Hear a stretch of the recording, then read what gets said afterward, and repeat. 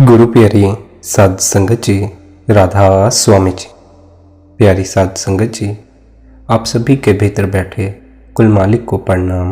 आप सभी को प्रणाम।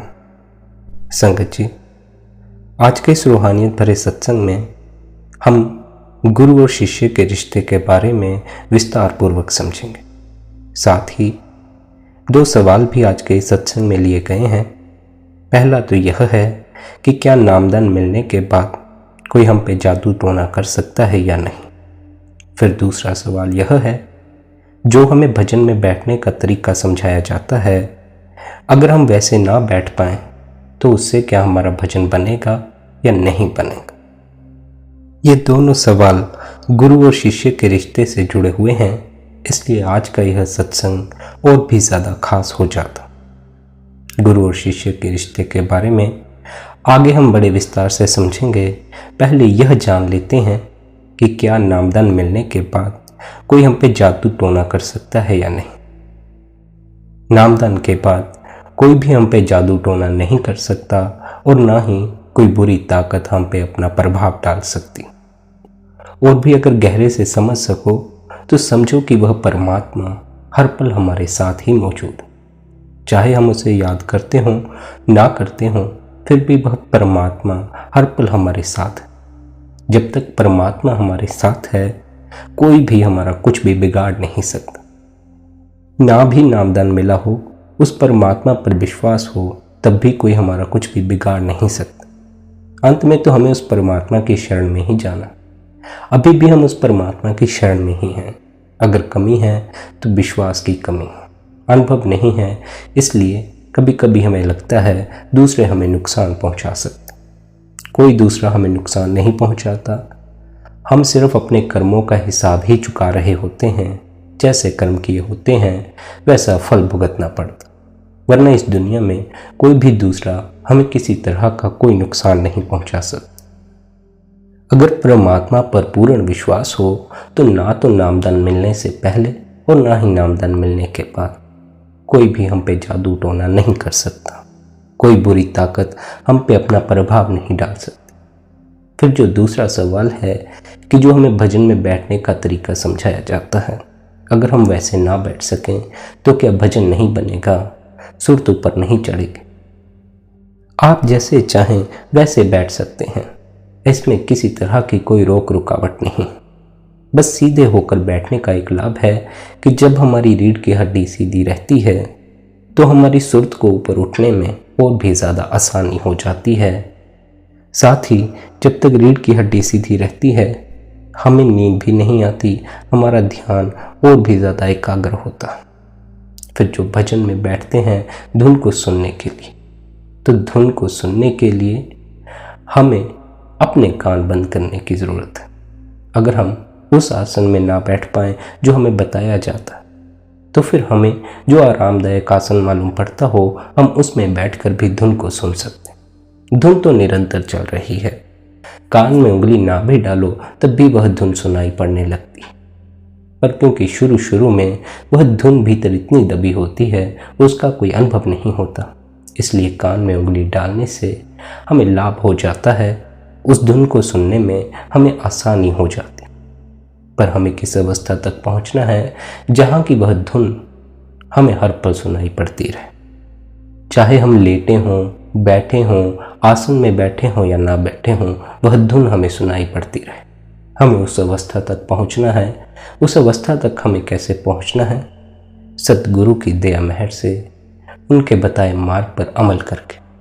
इसी के ऊपर आज का यह सत्संग भी है। सतगुरु और शिष्य का संबंध कैसा होता है? सतगुरु इस दुनिया में क्यों आता है? सतगुरु हमें अंधों की नगरी से बाहर कैसे निकालता है? आइए इसके बारे में भी विस्तार से समझते हैं। गुरु गुरु गुरु कर मन मोर, गुरु बिना मैं नाहीन हूँ। आप फरमाते हैं, हमारा संसार अंधों की आबादी है, जन्मजात अंधों की नगरी है। पैदाइशी रोग और भी कई हैं जो माता पिता से संतान को और फिर उनकी संतान को लगते हैं, परंतु यह अंधापन जीव विरासत में प्राप्त नहीं करता, खुद ही अपने साथ साथ लिए फिरता है। इस जन्म से अगले जन्म में, अगले से अगले जन्म में यह अंधापन जीव के साथ साथ पिसरता रहता। ऊपरी दृष्टि से ये लोग भले चंगे दिखाई देते हैं, उनकी आंखों में कोई दोष प्रतीत नहीं होता और तब भी उनमें ज्योति नहीं होती। यह नहीं कि उनको कुछ भी दिखाई नहीं देता, बहुत कुछ दिखता है, पर जो देखना जरूरी है, जो देखने योग्य है, वह नजर नहीं आता। अपना मार्ग, वह रास्ता जिस पर चलकर आत्मा को अपनी मंजिल पर पहुंचना है, वह रास्ता नजर नहीं आता। दुर्भाग्य से हमारे मृत्यु मंडल में खड्ड बहुत है, आगे पीछे दाएं बाएं कुओं जैसे गहरे, और लाठी कोई है नहीं। इसलिए इन खड्डों में गिरना और गिरकर डूब जाना इस मंडल के वासियों का भाग्य बन जाता है और बना ही रहता है। सच तो यह है कि आत्म मार्ग के लिए शरीर की ये आंखें काम नहीं देती, उसके लिए ये बनाई ही नहीं गई हैं। उस मार्ग को देखने वाली आंख और होती है, एक तीसरी आंख जिसके बारे में कहा गया है। वह आंख कैमरे जैसी आंख होती है। कैमरे की आंख फोटोग्राफ के खोलने पर खुलती है। यह आंख गुरु के खोलने से खुलती है। गुरु ही इस आंख का पर्दा उतारकर इसे रोशनी बख्शता है। इसीलिए उसे गुरु कहा जाता है, अंधकार से प्रकाश में लाने वाला कहा जाता। प्रभु के दर का मार्ग किसी नक्शे में नहीं दिखाया गया, ना ही किसी पुस्तक में छुपाया हुआ मिलता। इसका भेद सद्गुरु से मिलता है। कोई सहज सुख बख्शने वाला संत मिल जाए तो वह हमें मंजिल के सही रास्ते पर लगा दे। परमेश्वर तक पहुंचना, परमात्मा तक पहुंचना कोई हंसी मजाक की बात नहीं है।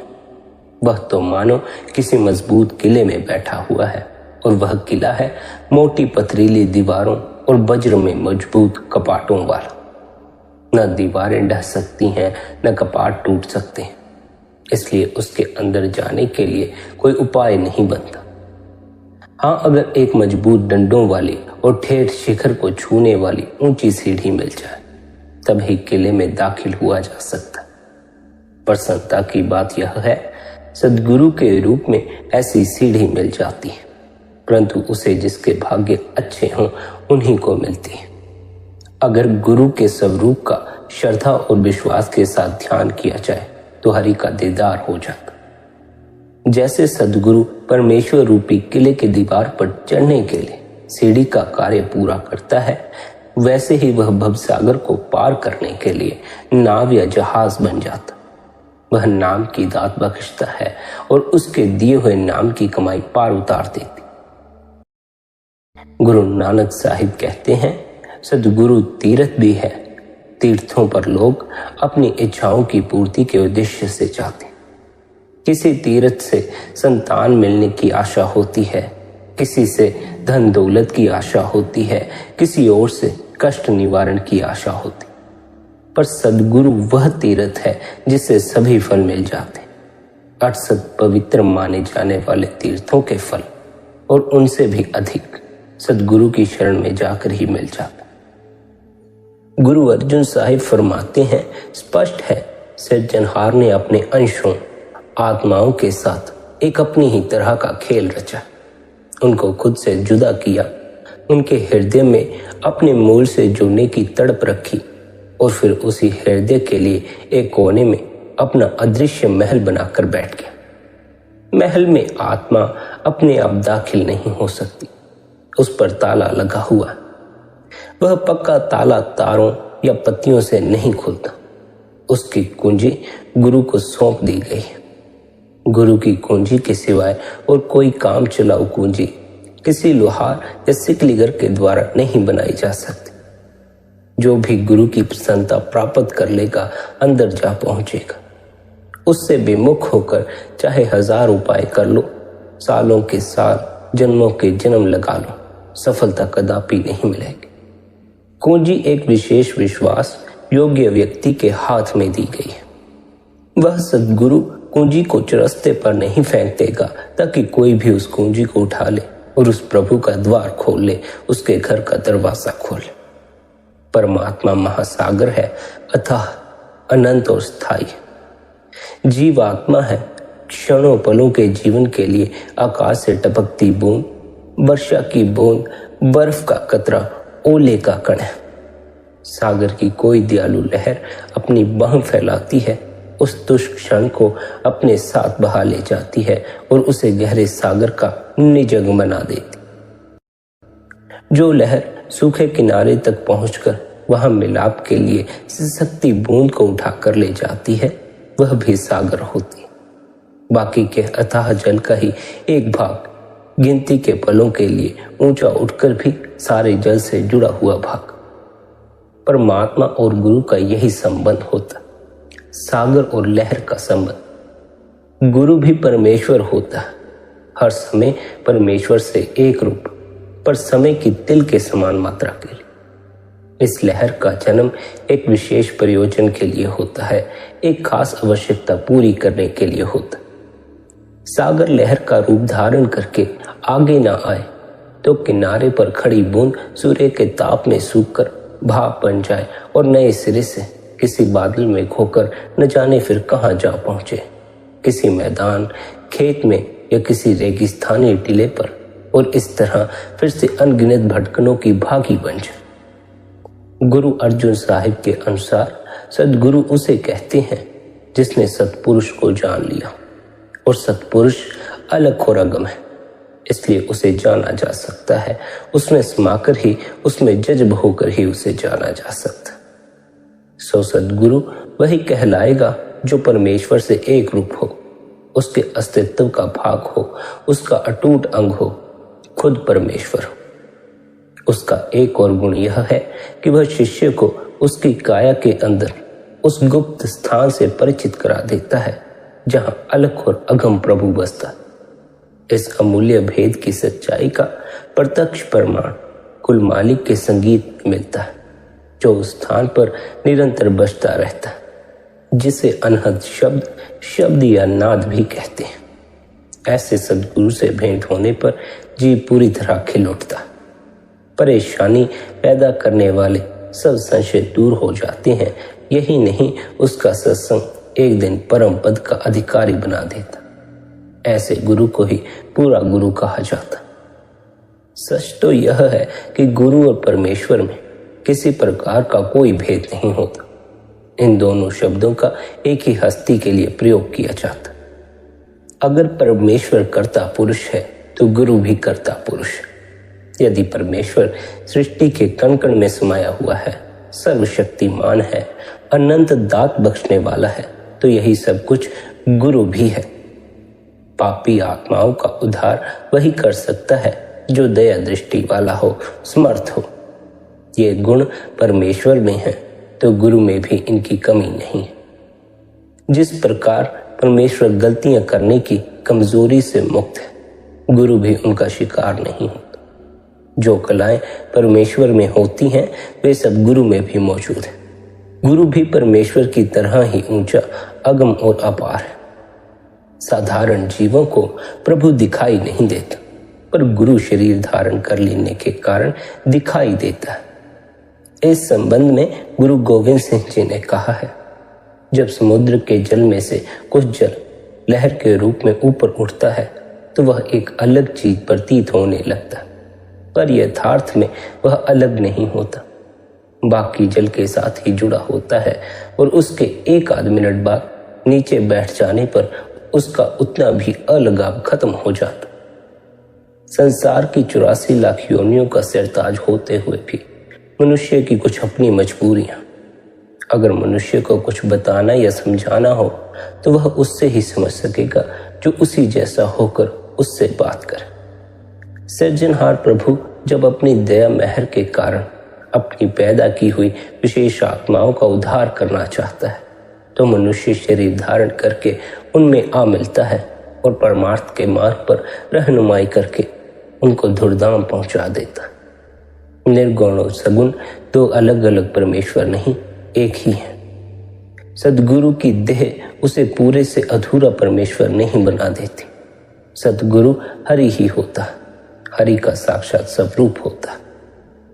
आप कहते हैं गुरु के चरणों की शरण लेने से मन निर्मल हो जाता है, पाप मिट जाते। पूर्ण सुख की प्राप्ति होती है और आत्मा संसार सागर को तरकर पार हो जाती। प्रेम और प्रीति सहित गुरु की मूर्त को पूजने से मन की सब इच्छाएं पूर्ण हो जाती। गुरु की मूर्त से भाव उसका भूत या तस्वीर नहीं है, गुरु का स्वरूप। जुबान सद्गुरु का सिमरन करे, अंतर में ध्यान उसके स्वरूप पर केंद्रित रहे, आंखें उसके दर्शन में मगन रहें और कान उसका नाम सुनने में।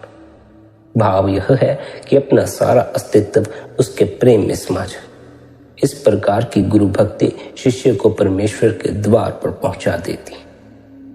गुरु से शिष्य का रिश्ता पूर्ण विश्वास का रिश्ता है। गुरु पार ब्रह्म परमेश्वर का ही सगुण रूप होता है, फिर उसमें कोई कमी या अवगुण कैसे होंगे, और उसमें कमी या अवगुण ढूंढने की हमें कोशिश भी नहीं करनी चाहिए। कोई क ख ग सीखता विद्यार्थी अपने अध्यापक की योग्यता की परीक्षा नहीं ले सकता। परमेश्वर मानव का शरीर धारण करके संसार में आता है, तभी मनुष्य के लिए प्रभु की रजा को जानना संभव होता है। उससे शिक्षा, ज्ञान और मार्गदर्शन प्राप्त किया जा सकता है। वह जानबूझकर बाहर से साधारण मनुष्य जैसा मनुष्य दिखाई देने की लीला करता, पर असल में अंदर से वह मनुष्य नहीं होता। उसकी निर्दोषता, सर्वगुण संपन्नता में कभी परिवर्तन नहीं आता, पर तुच्छ बुद्धि जीव कई बार उस कौतुक करने वाले की इस लीला से धोखा खा जाते हैं और उसे साधारण मनुष्य के मापदंड से परखने की गलती कर बैठते हैं। हमें इसी भूल से बचने के लिए चेतावनी दी गई है। आप कहते हैं बिना शंका किए गुरु के हुक्म का पालन करना चाहिए, और जो लीला वह खेल रहा हो उसकी जांच करना शुरू नहीं कर देना चाहिए। उसे दुनियादारों से किसी प्रकार की गर्ज नहीं होती। वह देखने में ही गृहस्थ दिखाई देता है, पर वह गृहस्थ होता नहीं। पूरा योगी जगत और जगत के पदार्थों की ओर से निर्लिप्त होता है। गुरु की सामर्थ्य अपार है, आनंद है। वह तारना चाहे तो एक नजर से ही बेड़ा पार कर सकता, पर इसके लिए जरूरी है कि शिष्य गुरु को सच्चे मन से परमेश्वर समझता हो, उसमें अटल विश्वास रखता हो। कच्ची लस्सी से दही नहीं जम सकता। उल्टे बर्तन में अमृत तो क्या, वर्षा का पानी भी इकट्ठा नहीं होता। आप समझाते हैं सद्गुरु स्वयं परमेश्वर होता है, इसलिए उसके साथ मनुष्य जैसा व्यवहार नहीं करना चाहिए। अगर उसे साधारण मनुष्य मानकर व्यवहार करेंगे तो उसके वास्तव में परमेश्वर होते हुए भी हमें उससे वही कुछ प्राप्त होगा जो एक साधारण मनुष्य से हो सकता। उदाहरण के लिए, अगर हम किसी महात्मा के पास इस भावना से शाल की भेंट लेकर जाते हैं कि उसके पहनने से हमारे कारखाने या खड्डी पर बनी शाल लोकप्रिय हो जाएगी और इस प्रकार हम धन कमा लेंगे, तो उससे बस पैसे ही मिलेंगे, परम पद की प्राप्ति नहीं हो सकती। पूरा गुरु अनेक शक्तियों का स्वामी होता है। जो कुछ परमेश्वर के करने की सामर्थ्य है वही गुरु की भी सामर्थ्य है, बल्कि उससे भी अधिक। पर वह अपनी शक्तियों का दिखावा नहीं करता, उनकी नुमाइश नहीं लगाता, उनकी डींग नहीं मारता। प्रभु को पा लेने वाला तो अपनी प्राप्ति को छिपा छिपा कर ही रखता है। जिन हर पाइयो तिन छिपाइयो। हमें 2-4 रुपए की कोई चीज खरीदनी हो तो कई दुकानों से पूछताछ करके खरीदते हैं। गुरु धारण करना तो बड़ी से बड़ी जायदाद खरीदने से अधिक महत्वपूर्ण कार्य है। इससे वर्तमान जीवन ही नहीं बनता बिगड़ता, अनेक अगले पिछले जीवन पर भी असर पड़ता है। इसलिए उसके चुनाव में जितनी भी सावधानी का प्रयोग किया जाए उतनी ही कम है, परंतु वह सावधानी किसी काम नहीं आती। इसका कारण यह है कि गुरु तो अथाह सागर होता है। हम लोग उसकी गहराई मापने का यत्न करेंगे तो उसमें सफल नहीं होंगे। वास्तव में होता यह है कि हम गुरु को नहीं ढूंढते, वह हमें ढूंढता। हम उसे नहीं पहचानते, वह हमारी पहचान कर लेता। गुरु तब मिलता है जब परमेश्वर हम पर दयावान होकर उससे मिलने का संयोग बनाता, जब वह इस बात की रेखा हमारे मस्तक पर खींचता। गुरु इस रेखा पर दृष्टि डालता है और हमें अपना जानकर अपना लेता है। हमारी अपनी कोशिश कोई अर्थ नहीं रखती। गुरु का मिलाप केवल बख्शीश है, प्रभु की और गुरु की अपनी बख्शीश। सृष्टि के जीव अनेक अनंत हैं, 84 लाख योनियां और हर योनि में अनगिनत प्राणी। कौन अनुमान लगा सकता है उनकी पूरी गिनती का?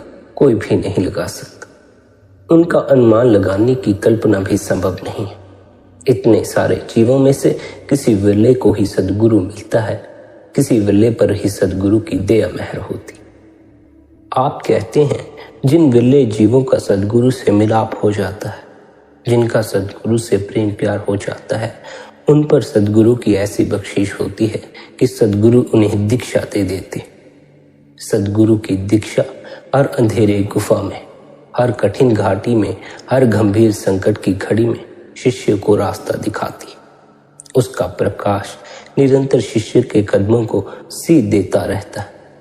घंटे 2 घंटे जलकर खत्म हो जाने वाली मोमबत्ती के विपरीत गुरु की जलाई जोत कभी बुझती नहीं। वह तो परम ज्योति में लीन होकर खुद परम ज्योति बन जाती है। अगर तुच्छ होने के कारण जीव की अपनी बुद्धि परमेश्वर को समझने जानने में असमर्थ होती है, तो ग्रंथ, शास्त्र तथा पुस्तकें भी इस बारे में उसकी सहायता नहीं करती। यह इसलिए कि वे अलग अलग व्यक्तियों की रची अलग अलग प्रकार की राय प्रकट करती हैं, और अभ्यासी की सीमित बुद्धि यह निर्णय नहीं कर पाती कि वाद विवाद के शोर में किसको सही माने, किसको स्वीकार करे। सद्गुरु मनुष्य जैसा मनुष्य दिखाई देते हुए भी निरंतर परमेश्वर से घुला मिला होता, इसलिए उसका ज्ञान संपूर्ण और प्रत्यक्ष होता है। जिस प्रकार विद्वान अध्यापक पहली कथा के विद्यार्थी को उसकी समझ सूझ के स्तर की बात करके पढ़ाता है, उसी प्रकार पूर्ण सद्गुरु अपना दिव्य ज्ञान शिष्य की पहुंच में लाकर शिष्य को उस तक पहुंचाता है। इसके अलावा गुरु खुद एक आदर्श जीवन जीकर अपने शिष्य के लिए उदाहरण प्रस्तुत करता है, और जिस तरह एक पिता अपने घुटनों के बल चलने वाले बालक को उंगली पकड़ाकर उसे चोट के डर से मुक्त करके पैर उठाना सिखाता है, उसी तरह गुरु अपने शिष्य को परमार्थ के मार्ग पर चलाता है। इस तरह शिष्य के विश्वास को दृढ़ होने में पूरी सहायता मिलती है और कमाई के लिए उसका उत्साह बढ़ता है। फिर वह डोलता नहीं। गुरु धारण करना और गुरु मंत्र लेना केवल रस्म पूरी करना नहीं होता। अगर गुरु पूरा नहीं तो वह सच्चे नाम अर्थात शब्द का भेद नहीं दे सकेगा, शब्द धुन का अनुभव नहीं करा सकेगा, और नतीजे के तौर पर परमेश्वर की प्राप्ति नहीं हो सकेगी। किसी भेषधारी का पल्ला पकड़ने पर निराशा होना और पछतावा ही पल्ले पड़ता। यदि हम पूरे गुरु से दीक्षा लेने के लिए जाएं तो सफलता निश्चित हो जाती है। जो कुछ कुल मालिक के मिलाप के लिए जानना जरूरी होता है, पूर्ण गुरु की शरण में जाकर हमें उसका ज्ञान हो जाता। गुरु मंत्र की प्रेम प्रतीति से कमाई की तो गुरु प्रकट हो जाएगा। गुरु दीक्षा को अपनाने से अनेक जन्मों में इकट्ठा किए कर्मों के कर्ज माफ हो जाते। दीक्षा के संबंध में आप फरमाते हैं, सद्गुरु के दर्शन हुए, उनसे नाम की दात प्राप्त की, अपना तन और मन उनको भेंट कर दी। इसके फलस्वरूप वृत्ति अंतर्मुख हो गई और इस तरह मुक्ति का रास्ता खुल गया। क्योंकि जब हम सुरत को एकाग्र करके अपने निज स्वरूप में पहुंच जाते हैं, अपना सच्चा आपा देख लेते हैं, तो आत्म ज्योति परम ज्योति में समा जाती है।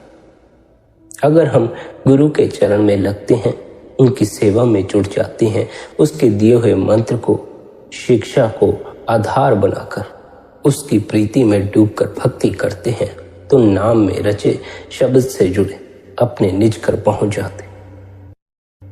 गुरु की दीक्षा सोए हुए भाग्य जगा देती है, हरि का दीदार करा देती। गुरु का यह युक्ति बताना किसी राह चलते अजनबी से सुनी बात को दोहराने की तरह नहीं होता।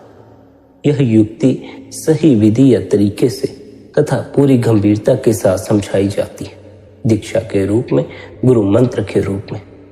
गुरु अपना मंत्र केवल बताता ही नहीं, उसे पक्का भी करवाता है, और शिष्य उसे इस तरह सच्चे दिल से ग्रहण करता है कि फिर उसे कभी नहीं भूलता।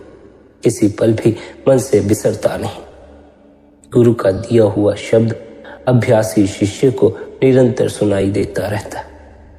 दीक्षा कोई ऐसा उपदेश भी नहीं होता जो अलग अलग विचारों या मनोवृत्तियों के लोगों के लाभ की आशा से बोलकर सुना दिया जाए, लिखकर या छाप कर दिया जाए। दीक्षा वह गुरु मंत्र है, ईश्वर का नाम है, जो गुरु शिष्य को सिमरन के लिए देता। पूरे गुरु की दीक्षा के अनुसार निरंकार को हृदय में बसा लेने से शिष्य को अपने अंदर अनहद शब्द सुनाई देने लगता। इस शब्द को सुनना और इसका आनंद लेना ही शब्द की साधना। अभ्यासी को योगियों की भांति मुंह से सिंगी नहीं बजानी पड़ती। यह सिंगी का शब्द प्रभु के दरबार से पैदा किया गया। यह शिष्य को अपने अंदर सुनाई देने लगता। गुरु से दीक्षा लेकर उसे हृदय में बसाकर उसकी कमाई की जाए तो फल की कोई कमी नहीं रहती। फिर न किसी भांति का क्लेश रहता है, न डर रहता है, न भय रहता। सब शोक संताप मिट जाते हैं, चिंताओं से छुटकारा हो जाता। माया की अग्नि निकट नहीं फटकती। गुरु मंत्र के कारण मति संपूर्ण हो जाती है, सच्ची शोभा श्रेष्ठता प्राप्त हो जाती है तथा सही अर्थों में हम धनवान बन जाते। गुरु मंत्र का जाप ही उत्तम करनी है, यही हरि मार्ग पर चलना। गुरु मंत्र मिल जाने के बाद प्रभु को वश में करने के लिए किसी और वशीकरण मंत्र की जरूरत नहीं रहती। परमात्मा सत्य है, वह प्रभु सत्य है। सत्य रूप होकर ही हम उसमें समा सकते हैं और तभी उसे जान सकते हैं। उसमें समाये बिना उसे जाना नहीं जा सकता और उसमें समाने की विधि हम सद्गुरु से ही जान सकते हैं, जो स्वयं उस परमात्मा में समाये हुए। यह सद्गुरु में समाना स्थूल या शारीरिक स्तर पर नहीं होता, क्योंकि शरीरों का शरीरों में मिल जाना प्रकृति के नियम के विरुद्ध है। परमात्मा शब्द स्वरूप है। गुरु खुद अंतर में शब्द स्वरूप होता है। हम भी शब्द स्वरूप होकर ही गुरु या परमात्मा में समा सकते। जब नाम के अभ्यास द्वारा माया की मैल धुल जाती है, मन और आत्मा की गांठ खुल जाती, तो सुरत शब्द में समाने के योग्य हो जाती। इस प्राप्ति के लिए जरूरी होता है सुरत का उद्यम और शब्द की देह। शब्द यानी गुरु, सुरत यानी धुन। धुन का गुरु में समा जाना ही सुरत शब्द का अभ्यास कहलाता। गुरु एक विशेष प्रकार का पारस होता है। साधारण पारस अपने स्पर्श से लोहे या तांबे को सोना बना देता, पर उसे अपने जैसे पारस में नहीं बदल सकता। इसके विपरीत गुरु से कृतार्थ शिष्य खुद गुरु के गुण धारण करके गुरु के तुल्य हो जाता।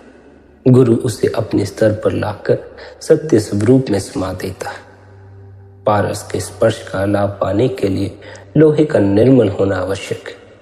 मनूर या लोहे के मैल में पारस के स्पर्श से सोने की चमक पैदा नहीं होती, पर सद्गुरु शिष्य की सब कमियों कमजोरियों को नजरअंदाज करके उसे कंचन बना देता।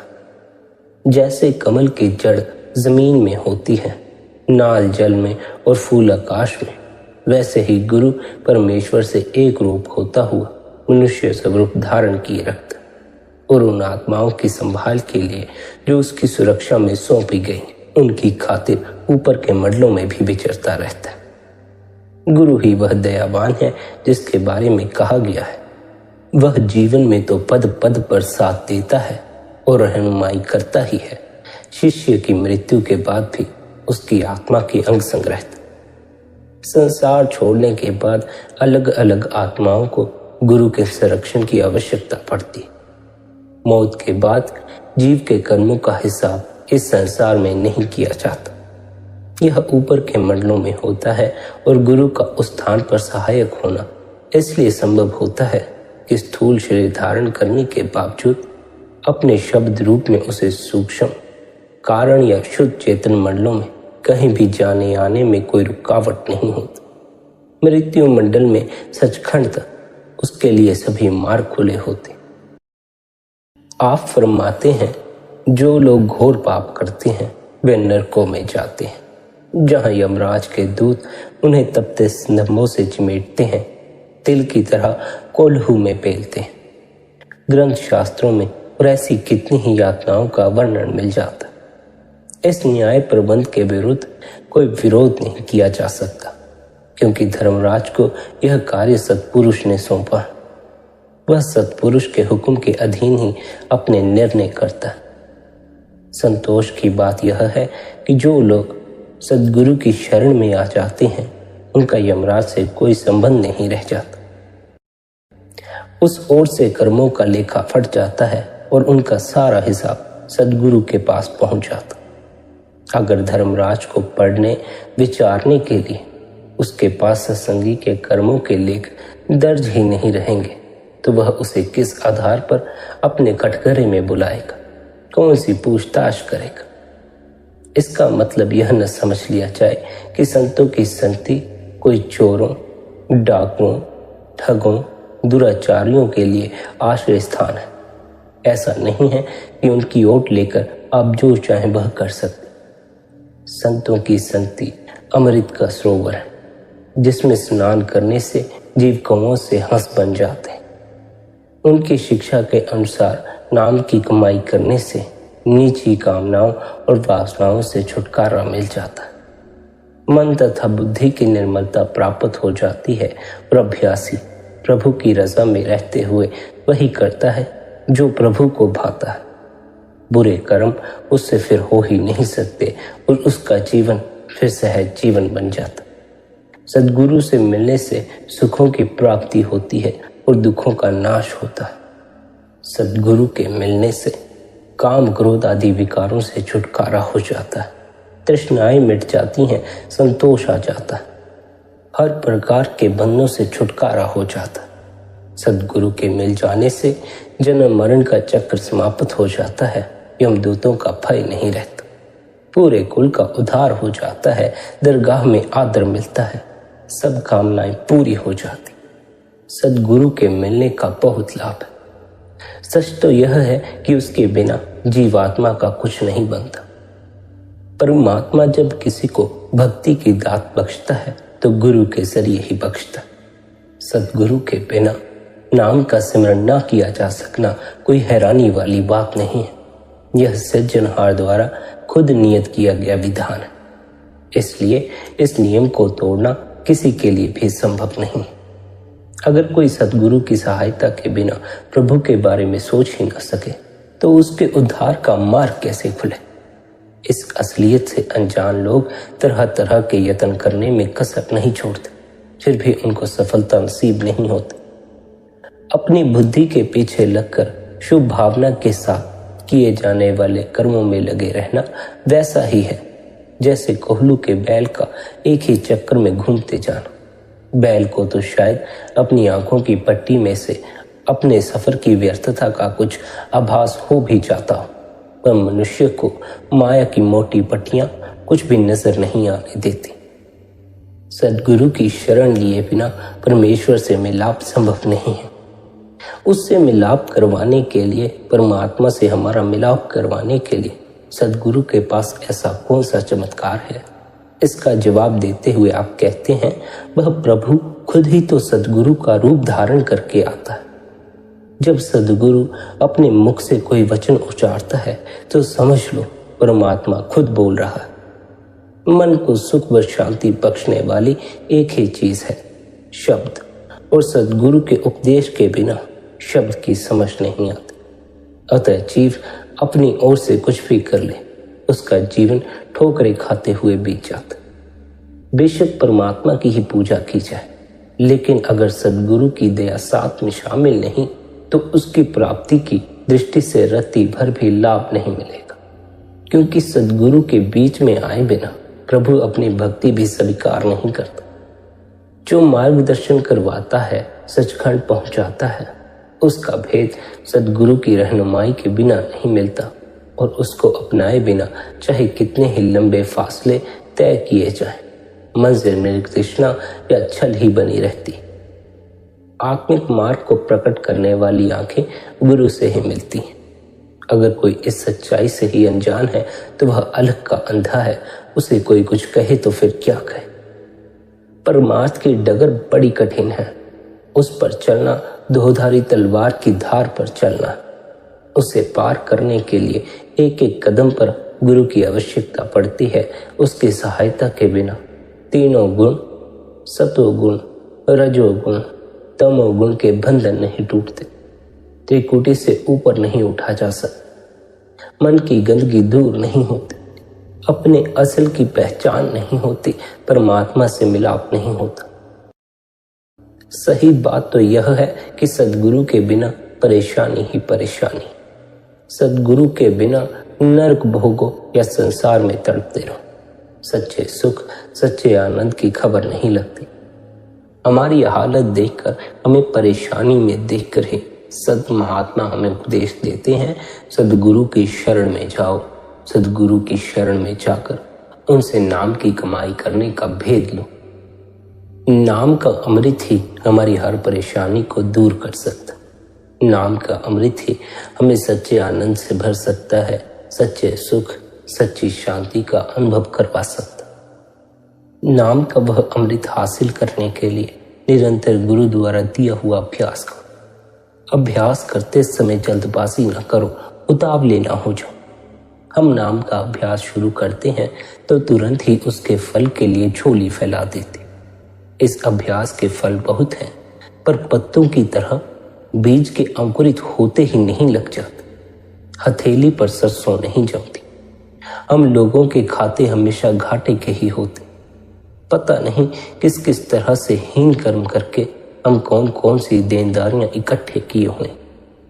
जब अभ्यास करते रहेंगे तो पहले ये देनदारियां समाप्त होंगी। जब ये खत्म होंगी तो खाते में कुछ जमा होने लगेगा। नाम की कमाई के द्वारा पहले हमारे कर्ज भुगताते हैं, फिर ऊपर की ओर चढ़ाई शुरू होती है। मन जब सीधे रास्ते चलता है तब कोई शुभ कर्म किए जाते हैं। उन कर्मों के बीज अंकुरित होते हैं तो प्रभु की दया से सद्गुरु से मिलाप होता है और सद्गुरु नाम की दात बख्शता है। नाम की कमाई से परमेश्वर के खुद पैदा किए गए शब्द की धुन सुनाई देने लगती है। इस शब्द का बाहर के कानों को कोई एहसास या अनुभव नहीं होता। इसका महारस सुरत ही अंतर में प्राप्त करती है। नाम के अभ्यास के बाद और कोई कर्म धर्म करना बाकी नहीं रहता और नाम से लोक में, परलोक में, हर स्थान में सब कुछ प्राप्त हो जाता। इसलिए नाम का अभ्यास ही एकमात्र करने योग्य कार्य है। जब किसी साधक के हृदय गगन में सच्चे शब्द, सच्चे नाम की गुंजार सुनाई देने लगती है तो उसका अर्थ होता है कि उसके अंतर में उसके साजन, उसके प्रीतम प्रभु का आगमन हुआ है। असल में वह साजन मिलता ही तब है जब सत्संगी अपने अभ्यास द्वारा इन शब्दों की धुन को अपनी काया में प्रकट करके इन शब्दों के जनक यानी उत्पन्न करने वाले को रिझा लेता। तब आत्मा पंच शब्द को बजाते हुए अर्थात उनका अभ्यास करते हुए उस दयालु पुरुष, उस परमात्मा से मिलती। शब्द की यह अनमोल वस्तु दुकानों बाजारों से मिलने वाला रतन नहीं है। यह तो परमात्मा ने इस देह के भीतर रखा है। यह तो सद्गुरु की कृपा से मिलता। यदि शिष्य का सद्गुरु पर विश्वास हो, शिष्य को सद्गुरु से प्रेम हो, तो शिष्य सद्गुरु द्वारा दिए हुए अभ्यास की पालना करके सद्गुरु की बख्शीश हासिल करने के योग्य हो जाता। सद्गुरु की क्या बख्शीश है कि वह हमें शब्द से जोड़ देता। शब्द से जुड़कर हमारी आत्मा निर्मल और पवित्र हो जाती है। हमारा परमात्मा से मिलाप हो जाता। सद्गुरु की देह मेहर से ही शिष्य के जीवन में रूपांतरण आता है। शिष्य को आनंद और शांति का अनुभव होने लगता। इसलिए शिष्य को अपने सद्गुरु से प्रेम और सद्गुरु पर विश्वास करना चाहिए। प्रेम और विश्वास को गहराई से अनुभव करने के लिए सद्गुरु द्वारा दिया हुआ अभ्यास करना चाहिए। भजन बंदगी करनी चाहिए।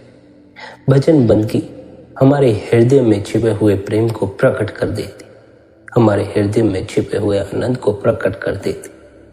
भजन बंदगी द्वारा हमारा विश्वास, हमारा प्रेम सद्गुरु के प्रति और भी मजबूत होता है और भी बढ़ता चला जाता। भजन बंदगी द्वारा हमें प्रेम की गहराइयों की खबर लगती है, सच्चे विश्वास की खबर लगती।